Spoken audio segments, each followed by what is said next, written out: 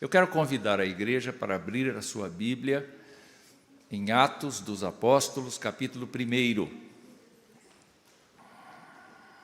Atos, capítulo 1.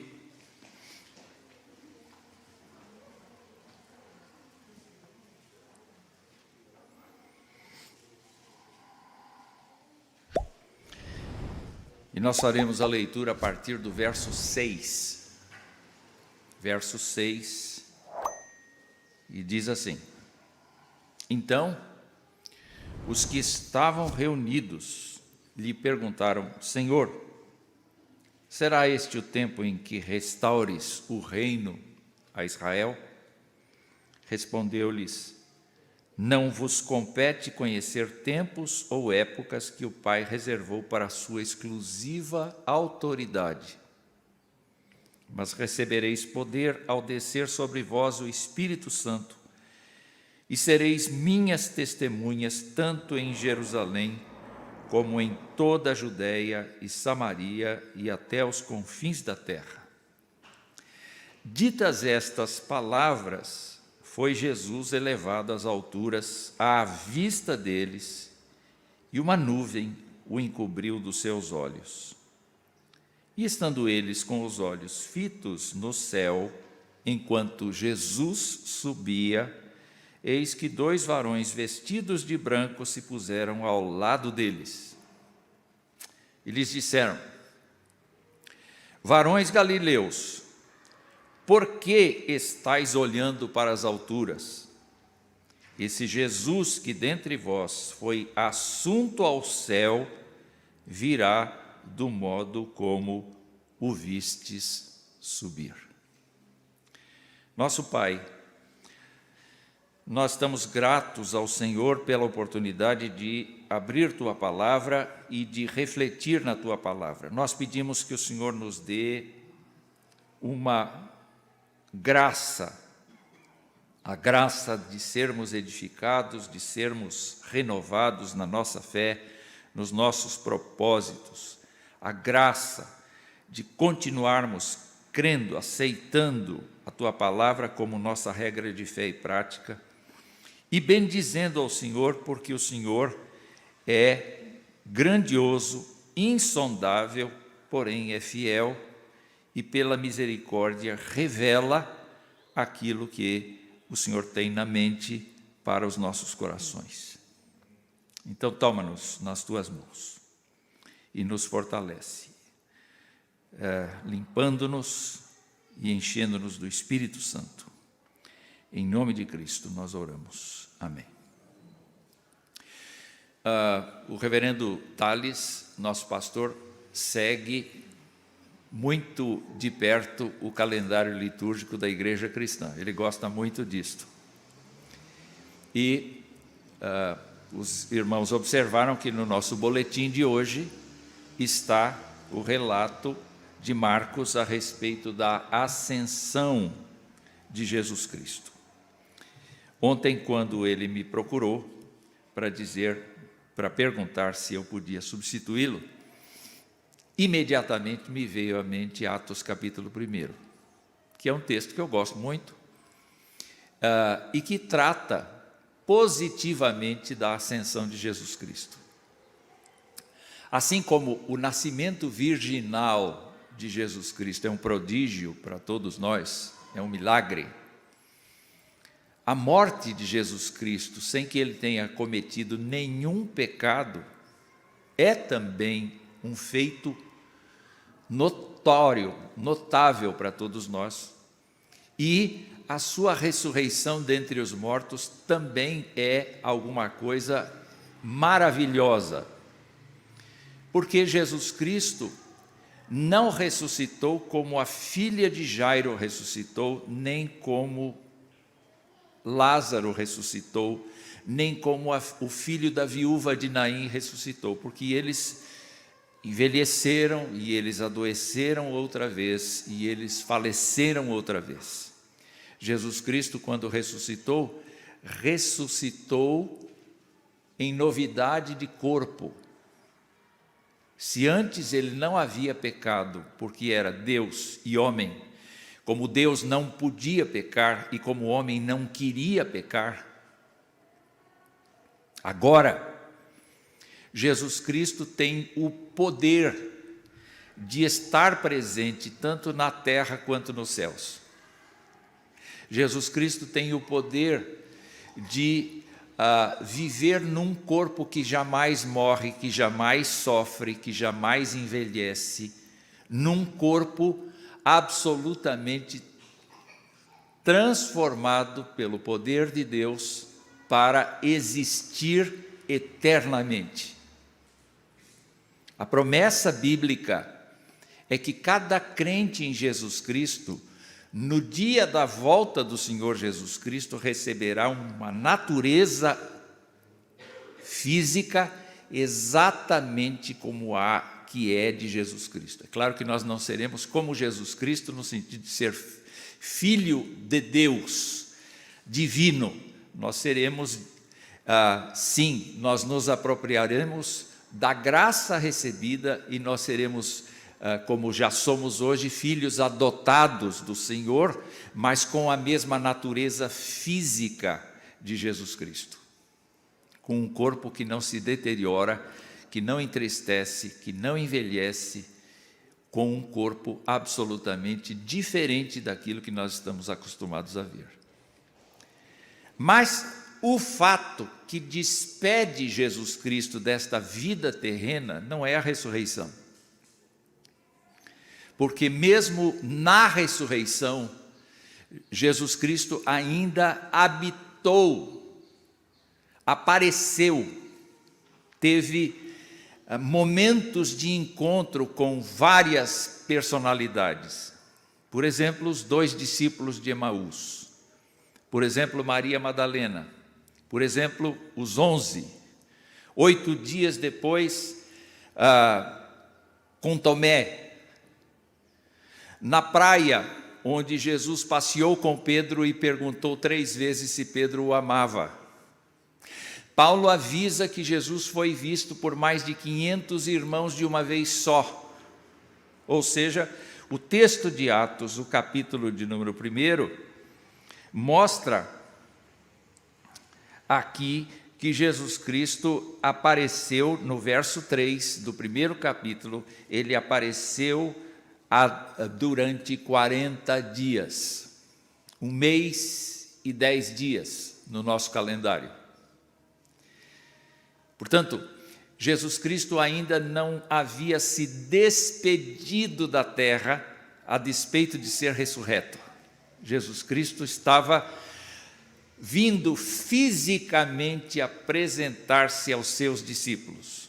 Quando eles duvidavam, ele dizia: toquem em mim, vejam que um espírito não tem osso, não tem corpo nem ossos, como vede que eu tenho.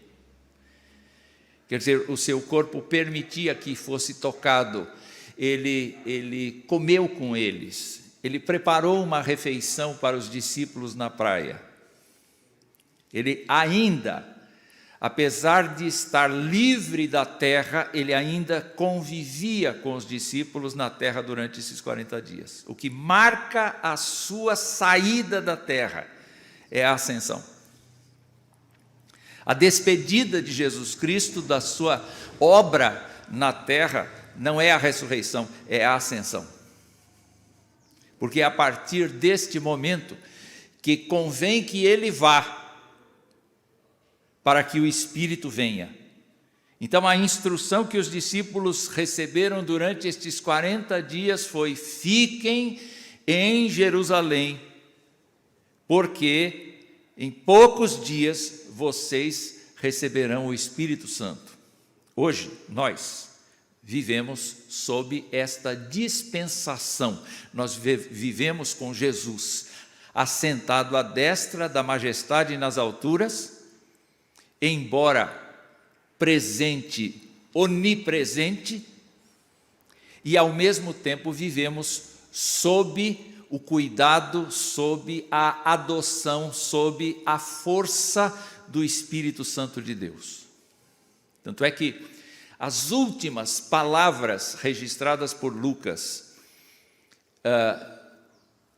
da boca de Jesus foram estas: não vos compete conhecer tempos ou épocas que o Pai reservou pela sua exclusiva autoridade, mas recebereis poder ao descer sobre vós o Espírito Santo e sereis minhas testemunhas, tanto em Jerusalém como em toda a Judéia e Samaria e até aos confins da terra. Eu quero lembrar vocês que a missão de vocês será ser minhas testemunhas. E enquanto ele falava estas coisas, ele começou a subir.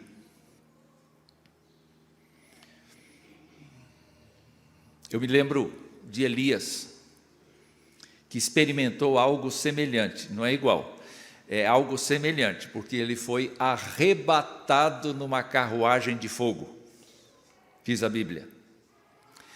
Eu me lembro de Enoque, que a Bíblia diz que foi tomado por Deus, ou seja, desapareceu. Mas aqui, muito mais do que no tempo de Elias, em que Eliseu presenciou a sua subida aos céus, aqui o seu corpo de apóstolos, o seu corpo de discípulos presenciou esta subida, e ela foi reforçada por 2 anjos que estiveram ao lado desses homens, dizendo: do mesmo jeito que vocês o viram subir agora, ele vai descer. E para onde Jesus Cristo foi? Para onde Jesus Cristo foi? É muito interessante a gente observar que só Lucas diz que Jesus subiu. Na verdade, nós temos uma fala de Marcos, no capítulo 16, que usa a seguinte expressão. Marcos, capítulo 16, diz assim... de fato, Marcos 16, 19 diz assim: de fato, o Senhor Jesus, depois de lhes ter falado, foi recebido no céu e assentou-se à destra de Deus. Simples assim. Simples assim. Mas Lucas é o que diz: Jesus estava falando, terminou de falar e começou a subir aos céus, e uma nuvem encobriu a pessoa de Jesus dos olhos dos seus discípulos. Ninguém deve imaginar que esta nuvem seja uma nuvem de vapor, como a que nós temos nos céus que a gente contempla. Mas nós devemos fazer referência ao fato de que toda vez que Deus se manifestou de maneira forte, Ele se manifestou por nuvem. Lembram-se quando o tabernáculo foi erguido pela primeira vez? A nuvem chegou e ninguém podia ficar. Não era vapor d'água, era a glória do Senhor. Então, é possível, pelo relato de Lucas, nós imaginarmos que, à medida que Jesus começou a subir, a glória de Deus o abraçou, o envolveu, de maneira que os crentes perderam o contato físico do olhar. Mas Jesus Cristo, imediatamente, Ele não precisou viajar milhões de quilômetros para ir onde Deus está, porque Deus está em toda parte.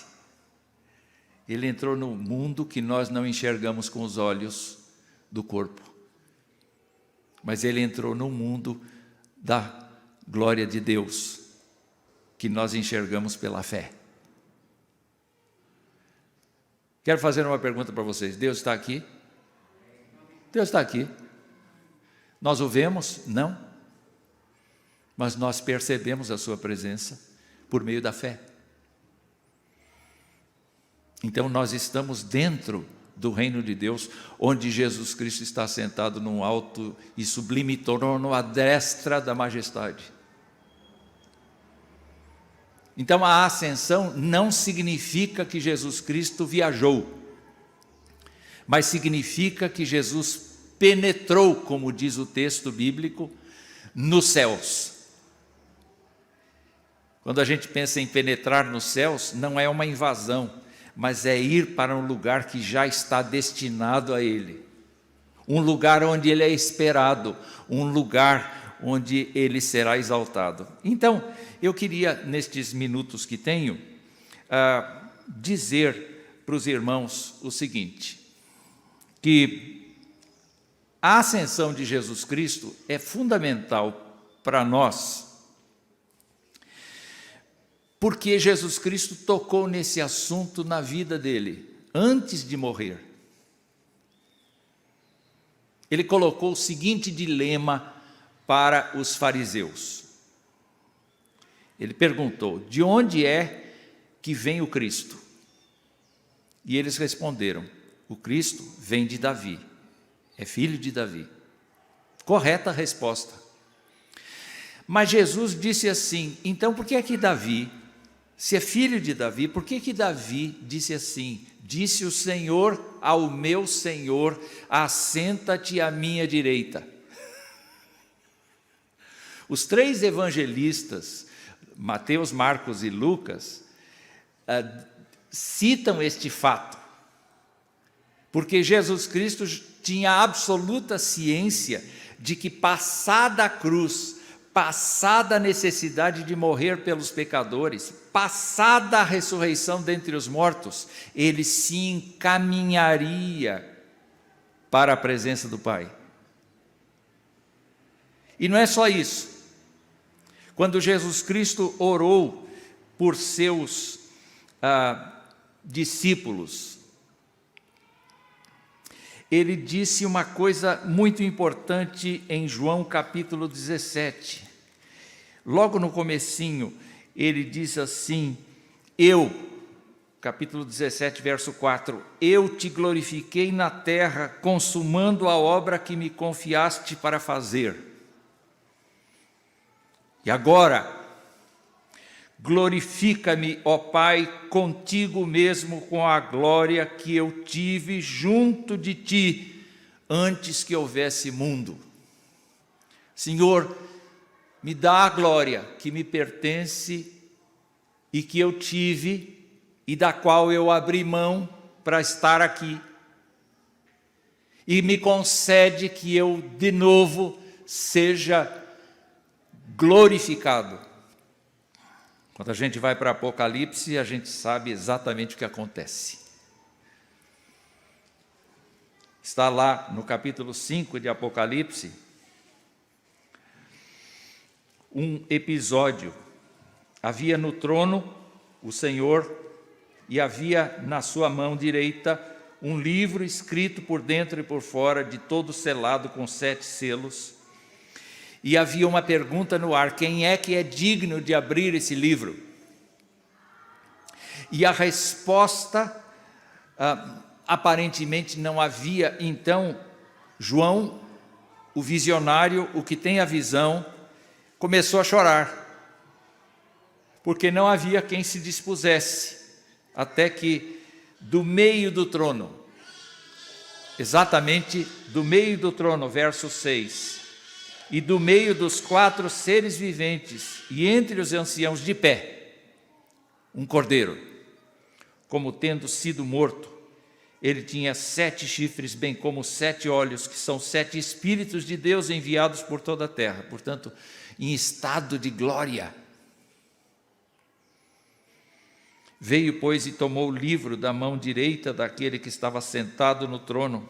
E quando tomou o livro, os 4 seres viventes e os 24 anciãos prostraram-se diante do Cordeiro, tendo cada um deles uma harpa e taças de ouro cheias de incenso, que são as orações dos santos. Orações dos santos, louvores, ações de graças apresentadas ao Cordeiro, em estado de honra. E aí então entoavam um novo cântico, dizendo: digno és de tomar o livro e de abrir-lhe os selos, porque foste morto e com teu sangue compraste para Deus os que procedem de toda a tribo, língua, povo e nação.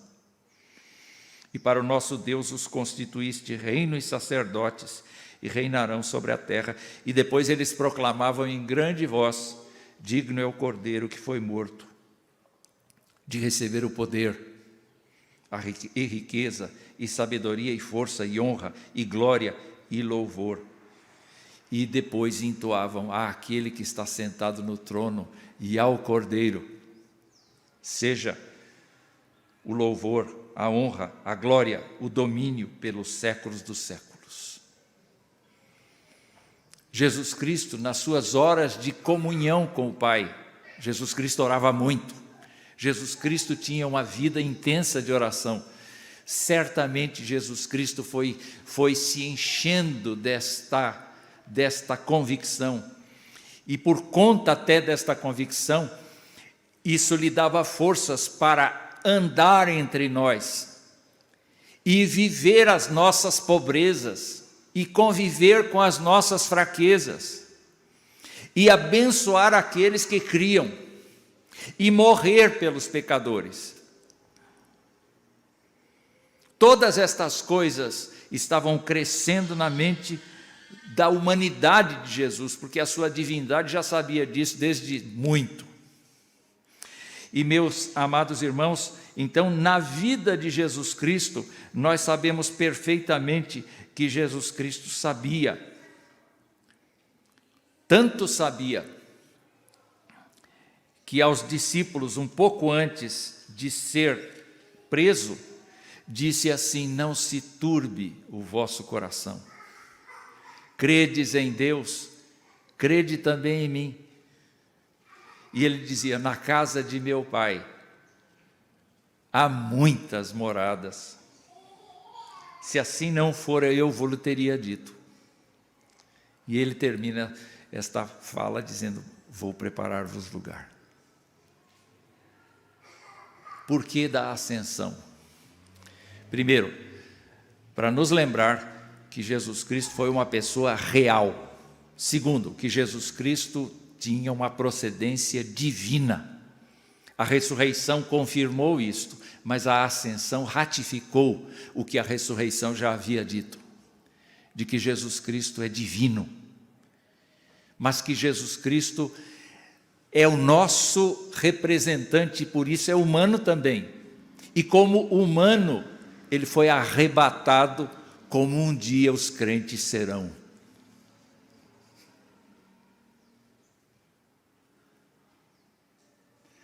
Dia desses, eu não vi minha esposa sair da cama, de manhã, eu toquei no lugar dela, estava vazio, e eu perguntei: Esther, você foi arrebatada? E eu fiquei. Os crentes têm a esperança de que o que aconteceu com Jesus Cristo vai acontecer com eles. Se eles não morrerem, se eles não forem sepultados, no dia que Jesus Cristo voltar, Paulo esclareceu isso: os que ficarmos vivos, seremos arrebatados juntamente com eles, e nos encontraremos com ele nas nuvens, não na nuvem de vapor, mas na nuvem de glória do Senhor. Que loucura! Só por fé mesmo, porque não é nada lógico. Mas, meus amados irmãos, continuando, depois que Jesus fez referência a todos esses fatos da sua partida, nós podemos ver que os apóstolos assimilaram isso com muita alegria. Quando Jesus Cristo deu a eles o Espírito Santo, a primeira fala foi de Pedro. O discurso de Pedro aos judeus em Jerusalém mostrou claramente que esta partida de Jesus Cristo para ir para o lugar santo, à destra de Deus, foi reforçado no discurso. Em Atos, no capítulo 2, no verso de número 33 e no verso 34, ou de 32 a 34, 35, a este Jesus, Pedro pregando, A este Jesus, Deus ressuscitou, do que todos nós somos testemunhas, exaltado, pois, à destra de Deus, tendo recebido do Pai a promessa do Espírito Santo, derramou isto que vedes e ouvis. Porque Davi não subiu aos céus, mas ele mesmo declara: disse o Senhor ao meu Senhor, assenta-te à minha direita, até que eu ponha os teus inimigos por estrado dos teus pés. Em outras palavras, Pedro comunicou que Jesus subiu para assentar-se à destra de Deus. Depois, quando Estevão foi apedrejado, qual foi a experiência consoladora que Estevão recebeu? Ele recebeu a revelação, a visão consoladora de que Jesus Cristo estava à direita de Deus Pai em pé. Quem imagina que Jesus Cristo fica só sentado à destra de Deus se engana. Jesus trafega, Jesus trabalha, Jesus é mediador, Jesus está entre os castiçais das igrejas no Apocalipse. Jesus Cristo está visto por Estevão de pé, Jesus Cristo está atuante, Jesus Cristo é o mediador de todas as coisas. A sua ascensão é fundamental para nós entendermos que ele terminou uma parte do trabalho, mas agora ele está fazendo outra parte do seu trabalho. Quando o apóstolo Paulo trata da ressurreição de Jesus Cristo e lida com os crentes de Corinto, ele afirma que Jesus Cristo está reinando e que Jesus Cristo reinará até que o último inimigo seja vencido, a morte. Então, Jesus Cristo, em atitude de humildade, sendo Deus, entregará todo o governo para o qual ele foi constituído e entregará tudo isto para que Deus seja tudo em todos, Deus o Pai. E ele continuará sendo o primogênito, ele continuará sendo considerado as primícias, tanto da ressurreição quanto dos irmãos de fé que estiverem lá. Paulo falou muita coisa a respeito disto. Paulo disse que Cristo é o mistério da piedade e que foi recebido na glória, em 1 Timóteo 3. Paulo diz que Deus exaltou Jesus Cristo sobremaneira e lhe deu um nome que está acima de todo nome, para que ao nome de Jesus Cristo todo joelho se dobre e toda língua profira que Ele é Senhor, para a glória de Deus Pai. A ascensão tem o significado desta partida para o trabalho, para o desenvolvimento da mediação. Jesus Cristo se torna oficialmente mediador de todas as coisas a partir desse momento. Ainda que ele tenha sido colaborador, cooperador e o meio pelo qual Deus criou todas as coisas, ele passa a ser o eterno mediador da aliança de Deus, oficialmente, vamos dizer assim, conhecido da humanidade, vamos dizer assim, porque ele, desde o começo, era o mediador, mas agora ele está conhecido da humanidade como o mediador. Paulo também diz que os salvos estão assentados com Jesus Cristo nos lugares celestiais. O que quer dizer, o que significa que crentes em Jesus Cristo não foram apenas perdoados dos seus pecados, não foram apenas justificados pelo sangue de Jesus Cristo, mas os crentes passaram do estado do império das trevas e transportados para o reino do Filho do seu amor, em quem tem a redenção dos pecados. Os salvos foram assentados, por causa da misericórdia de Deus, nos lugares celestiais em Cristo Jesus, de maneira que os salvos receberam o poder do Espírito Santo para viver neste novo mundo sobre o qual Jesus Cristo é Rei.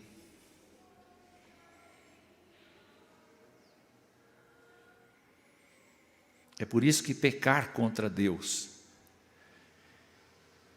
é um insulto que o crente faz, porque ele já está assentado nos lugares celestiais e ele compartilha da autoridade de Jesus Cristo. É por isso que Paulo tem coragem de dizer: revesti-vos como eleitos de Deus, santos e amados. É por isso que Paulo tem a coragem de dizer: olha, nós fomos sepultados com Cristo no batismo e agora devemos andar em novidade de vida. É por isso que Paulo tem a coragem de dizer: revesti-vos da couraça de Deus para resistir o inimigo. Porque os crentes foram assentados juntamente com Jesus Cristo nesse processo dele se encaminhar para a glória celeste.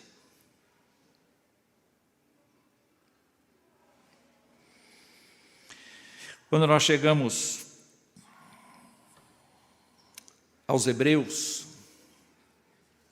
o escritor aos Hebreus afirma no capítulo 4 que Jesus Cristo penetrou nos céus como um sacrifício agradável a Deus. Ele chegou lá e a ascensão significa que ele foi aprovado.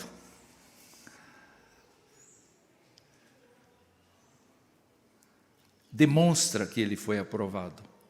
Não significa, demonstra que ele foi aprovado. Também no capítulo 1 de Hebreus, o verso 3 vai nos dizer, na introdução que o escritor faz aos seus leitores, ele vai dizer assim, ele, Jesus, que é o resplendor da glória e a expressão exata do ser de Deus, sustentando todas as coisas pela palavra do seu poder, depois de ter feito a purificação dos pecados, assentou-se à direita da majestade nas alturas. A ascensão significa: vem, tua obra aí está pronta. Vem, eu me dou por satisfeito pelo que você fez. Vem, eu te devolvo a glória e te coloco o nome de Senhor para que você seja absoluto em todas as coisas. É o meu trato com você, disse o pai para o filho. Eu estou imaginando. Mas quando Jesus Cristo fez isso, ele carregou todos os salvos. De maneira que nós somos agora suas testemunhas na terra. Nenhum de nós pode duvidar nem da ressurreição, nem da ascensão. E cada um de nós precisa ser uma testemunha dessas coisas, ao vivo e a cores. E, meus irmãos, terminando aqui, Jesus Cristo, então, se tornou o nosso sumo sacerdote face a face com o Senhor. Se antes ele dizia assim: Senhor, enquanto eu estive com os discípulos, com os que me deste, eu os guardei, mas agora vou para junto de ti, já não vou guardá-los, quem vai guardar em meu lugar é o Espírito Santo. Mas Senhor, eu quero que onde eu estou, eles estejam comigo.